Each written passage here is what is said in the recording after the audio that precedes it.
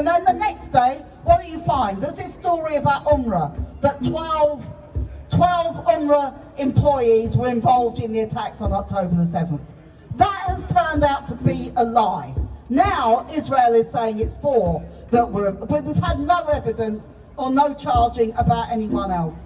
And I'll say this, Peter Oborne was very polite about the people who make loads of money out of presenting programmes on television. There's one person I would like to name, and that's Alistair Campbell.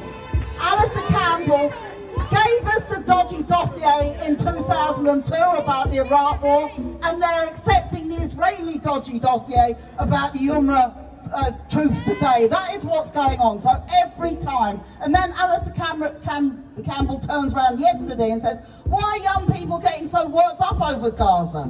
Well, I'll tell you why they're getting worked up over Gaza, just as they did over Iraq, because you people have been taking us to war, have been selling arms to Israel and to other dictators in the Middle East, and they expect people not to get worked up about a genocide that they see every day on their television screens.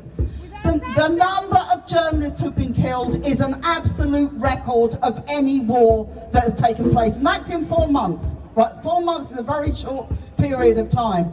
The number of buildings bombed as a proportion of an area is a record, compared even to Dresden, even to Vietnam. It's worse than that. That should be the headlines in the BBC day after day. So we're here today to say we are fed up with this balance which is really favourable to Israel. We're fed up with the balance which leads people like us excluded, our voices excluded, the Palestinian voices excluded for the most part from the BBC. And we're here today to say we are the alternative to that. We can't get on the board of the BBC. Unlike Robbie Gibb, who also heads up the Jewish Chronicle and who decides about the coverage of Israel and Palestine. We can't get on the board of the BBC, but I'll tell you what, we can make enough noise and have enough protest that we can force them to change their reporting on this, and that's what we should be doing. Thank you very much for coming.